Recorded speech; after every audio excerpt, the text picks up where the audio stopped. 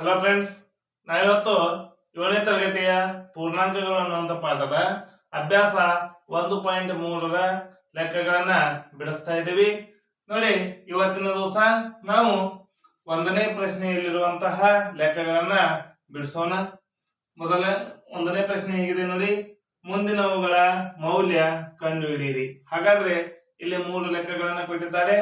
ಈ ಲೆಕ್ಕಗಳನ್ನ ನಾವು ಯಾವ ಲೆಕ್ಕ ಮಾಡಬೇಕಾಗಿದೆ? ಭಾಗಾಕಾರ. ಹೌದಾ? ಈ ಲೆಕ್ಕಗಳನ್ನ ಭಾಗಾಕಾರ ಮಾಡಿ ಇವುಗಳ ಉತ್ತರಗಳನ್ನ ಕಂಡುಹಿಡಿಯಬೇಕಾಗಿದೆ. ಹಾಗಾದ್ರೆ ಇಲ್ಲಿ ಕೊಟ್ಟಿರುವಂತಹ ಸಂಖ್ಯೆಗಳು ಏನಾಗಿದಾವೆ ಅಂದ್ರೆ ಪೂರ್ಣಾಂಕಗಳಾಗಿದ್ದಾವೆ. ಹೌದಾ? ಹಾಗಾದ್ರೆ ಪೂರ್ಣಾಂಕ ಅಂದ್ರೆ ಏನಂತೇಳಿ ನಾವು ಈಗಾಗಲೇ ತಿಳ್ಕೊಂಡಿದ್ದೇವೆ. ಸಂಖ್ಯೆಗಳು ಧನ ಚಿಹ್ನೆ ಅಥವಾ ಋಣ ಚಿಹ್ನೆಯನ್ನು ಹೊಂದಿದ್ರೆ ಅವುಗಳಿಗೆ ನಾವು ಪೂರ್ಣಾಂಕಗಳಂತೇಳಿ ಕರಿತಾ ಇದ್ದೀವಿ. ನೋಡಿ, ಇಲ್ಲಿ ಮೈನಸ್ ಇದೆ, ಇಲ್ಲಿ ಪ್ಲಸ್ ಹೊಂದಿದೆ. ಈ ಸಂಖ್ಯೆಯಿಂದ ಏನಿಲ್ಲ ಅಂದ್ರೂ ಪ್ಲಸ್ ಇರ್ತಾ ಇದೆ ಅಂತೇಳಿ ಗೊತ್ತಿದೆ ನಮಗೆ. ಹಾಗಾದ್ರೆ ಇವುಗಳಿಗೆ ನಾವು ಪೂರ್ಣಾಂಕಗಳಂತ ಹೇಳ್ತೀವಿ. ಈ ಪೂರ್ಣಾಂಕಗಳ ಭಾಗಾಕಾರವನ್ನ ನಾವಿವತ್ತು ಮಾಡ್ಬೇಕಾಗಿದೆ. ಹಾಗಾದ್ರೆ ಮೊದಲನೇ ಲೆಕ್ಕ, ಈ ಲೆಕ್ಕವನ್ನ ಬಿಡಿಸೋಣ. 13 ಭಾಗಾಕಾರ ಬ್ರಾಕೆಟ್ -2 + 1 ಅಂತೇಳಿ ಇದೆ. ಹಾಗಾದ್ರೆ ಮೊದಲನೇದಾಗಿ ನಾವು ಏನ್ ಮಾಡ್ಬೇಕಂದ್ರೆ ಈ ಲೆಕ್ಕದಲ್ಲಿ ಈ ಬ್ರಾಕೆಟ್ ಅನ್ನ ಬಿಡಿಸಿಕೊಳ್ಬೇಕಾಗಿದೆ. 13 ಭಾಗಾಕಾರ ಇದನ್ನ ಹೇಗಿದೆ ಹಾಗೆ ಇಡೋಣ. ಇಲ್ಲಿ ನೋಡಿ, -2 + 1 ಮೈನಸ್ ಪ್ಲಸ್ ಹೀಗಿದ್ದಾಗ ನಾವು ಅದನ್ನ ಏನ್ ಮಾಡ್ಬೇಕು? ಮೈನಸ್ ಮಾಡ್ಬೇಕಾಗಿದೆ. ಅಂದ್ರೆ ಕೂಡಿಸುವುದು ಅಥವಾ ಕಳೆ ಲೆಕ್ಕ ಮಾಡ್ಬೇಕಾಗಿದೆ. ಒಂದು ಪ್ಲಸ್ ಅಥವಾ ಒಂದು ಮೈನಸ್ ಇದ್ದಾಗ ನಾವು ಸಂಖ್ಯೆಗಳನ್ನ ಕಲಿಬೇಕು. ಹಾಗಾದ್ರೆ 2ರಲ್ಲಿ 1ನ್ನು ಕಳೆದಾಗ ಎಷ್ಟು ಬರ್ತಾ ಇದೆ? 1. ಕಳೆದ ಮೇಲೆ ಚಿಹ್ನೆಯನ್ನ ನೋಡ್ಕೋಬೇಕು. ಇವುಗಳಲ್ಲಿ ದೊಡ್ಡ ಸಂಖ್ಯೆ ಹಿಂದೆ ಚಿಹ್ನೆ ಯಾವ್ದೆ? ಮೈನಸ್ ಇದೆ. ಹಾಗಾಗಿ ಈ ಸಂಖ್ಯೆಗೆ ನಾ ಏನ್ ಮಾಡ್ಬೇಕು? ಮೈನಸ್ ಚಿಹ್ನೆಯನ್ನ ಇಡಬೇಕು. ಹಾಗಾದ್ರೆ ಏನಾಯ್ತು? ಇದು 13 ಭಾಗಾಕಾರ -1 ಏನ್ ಬಂತು? 13 ಭಾಗಾಕಾರ -1 ಅಂತೇಳಿ ಇಲ್ಲಿ ಉತ್ತರ ಬಂತು. ಈಗ 13ಅನ್ನ -1ರಿಂದ ಭಾಗಿಸ್ಬೇಕಾಗಿದೆ. ಇದನ್ನ ಹೇಗೆ ಬಿಡ್ಕೊಳ್ತಾ ಇದ್ದೇವೆ ಅಂದ್ರೆ ಈ ರೀತಿಯಲ್ಲಿ 13 ಭಾಗಾಕಾರ -1. ಈ 13 ಸಂಖ್ಯೆ ಹಿಂದೆ ಯಾವುದೇ ಚಿಹ್ನೆ ಇಲ್ಲ ಅಂದ್ರೆ ಪ್ಲಸ್ ಇರ್ತಾ ಇದೆ. ಒಂದು ಪ್ಲಸ್ ಅಥವಾ ಒಂದು ಮೈನಸ್ ಚಿಹ್ನೆ ಇದ್ದಾಗ ಉತ್ತರದಲ್ಲಿ ಏನ್ ಬರ್ತಾ ಇದೆ? ಮೈನಸ್ ಬರ್ತಾ ಇದೆ. ಹೌದಾ? ಇನ್ನು 13ಅನ್ನ 1ರಲ್ಲೇ ಭಾಗಿಸಬೇಕಾಗಿದೆ. ಉತ್ತರ ಏನಾಗ್ತಾ ಇದೆ? ಯಾವುದೇ ಸಂಖ್ಯೆಯನ್ನ 1ರಿಂದ ಭಾಗಿಸಿದಾಗ ಅದರ ಸಂಖ್ಯೆ ಬರ್ತಾ ಇದೆ. ಹಾಗಾದ್ರೆ 13ಅನ್ನ 1ರಿಂದ ಭಾಗಿಸಿದಾಗ ನಮಗೆ ಏನ್ ಬರ್ತಾ ಇದೆ? ಉತ್ತರ 13 ಬರ್ತಾ ಇದೆ. ಇಲ್ಲಿ ನಾವು ಚಿಹ್ನೆಯನ್ನು ಮರಿಬಾರ್ದು. ಹಾಗಾಗಿ ಉತ್ತರ -13. ಇದ್ರ ಉತ್ತರ ಏನಾಗ್ತಾ ಇದೆ?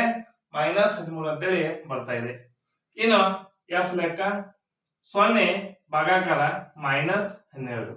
ಹಾಗಾದ್ರೆ ಇದನ್ನ ಯಾವ ರೀತಿಯಾಗಿ ಬರ್ಕೋದಂದ್ರೆ 0 ಡಿವೈಡೆಡ್ ಬೈ -12 ಈ ರೀತಿಯಾಗಿ ಬರ್ಕೋತಾ ಇದ್ವಿ. ನೋಡಿ, ಒಂದು ವಿಷಯವನ್ನ ನಾವು ತಿಳ್ಕೊಬೇಕು.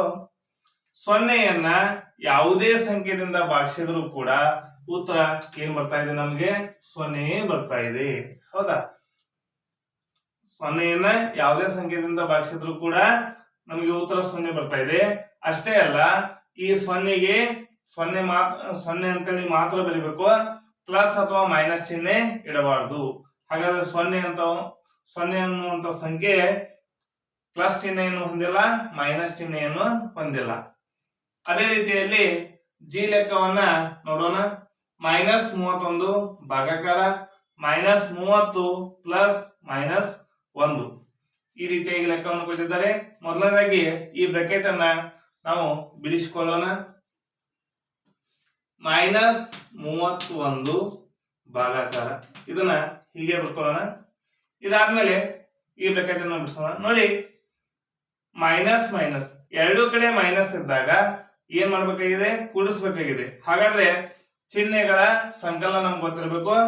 ಎರಡೂ ಕಡೆ ಮೈನಸ್ ಇದ್ದಾಗ ಉತ್ತರದಲ್ಲಿ ಏನ್ ಬರ್ತಾ ಇದೆ? ಮೈನಸ್ ಬರ್ತಾ ಇದೆ. ಚಿಹ್ನೆಯನ್ನ ಮೈನಸ್ ಇಡಬೇಕು, ಸಂಖ್ಯೆಗಳನ್ನ ಕೂಡಿಸ್ಬೇಕು. 30ಕ್ಕೆ 1ನ್ನು ಕೂಡಿಸಿದಾಗ ಎಷ್ಟಾಯ್ತು? 31 ಆಯ್ತು. ಹೌದಾ? ಈಗ ನೋಡಿ, -31 ಭಾಗಾಕಾರ -31 -31ನ್ನ -31ರಲ್ಲೇ ಭಾಗಿಸ್ಬೇಕಾಗಿದೆ. ನೋಡಿ ಮೈನಸ್ ಮೈನಸ್, ಇಲ್ಲಿ ಮೈನಸ್ ಮೈನಸ್ ಏನಾಗ್ತಾ ಇದೆ, ಕ್ಯಾನ್ಸಲ್ ಆಗಿ ಪ್ಲಸ್ ಆಗ್ತಾ ಇದೆ. ಮೈನಸ್ ಅನ್ನ ಮೈನಸ್ ಬಗ್ಸಿದಾಗ ನಮ್ಗೆ ಏನ್ ಸಿಗ್ತಾ ಇದೆ, ಪ್ಲಸ್ ಸಿಗ್ತಾ ಇದೆ. ಇಲ್ಲಿ 31 ಇದೆ, ಇಲ್ಲಿ 31 ಇದೆ, 31 ಒಂದ್ಲೆ, 31 ಒಂದ್ಲೆ, ಹಾಗಾಗಿ ಉತ್ತರ 1 ಪ್ಲಸ್ 1. ಹೌದಾ? ಇಲ್ಲಿ ನಾವು ಚಿಹ್ನೆಯನ್ನು ಕೂಡ ಬರೀಬೇಕಾಗಿದೆ. ಯಾಕಂದ್ರೆ ನಾವು ಯಾವ ಲೆಕ್ಕವನ್ನು ಮಾಡಿದ್ದೇವೆ, ಪೂರ್ಣಾಂಕಗಳನ್ನ ಲೆಕ್ಕವನ್ನ ಮಾಡಿದ್ದೇವೆ, ಪೂರ್ಣಾಂಕಗಳ ಭಾಗಾಕಾರ ಮಾಡಿದ್ದೇವೆ. ಹಾಗಾಗಿ ಉತ್ತರಗಳು ಕೂಡ ನಮಗೆ ಪೂರ್ಣಾಂಕದಲ್ಲಿಯೇ ಬರಬೇಕಾಗಿದೆ. ಈ ರೀತಿಯಾಗಿ ಈ ಲೆಕ್ಕವನ್ನು ಬಿಡಿಸಿದ್ದೇವೆ.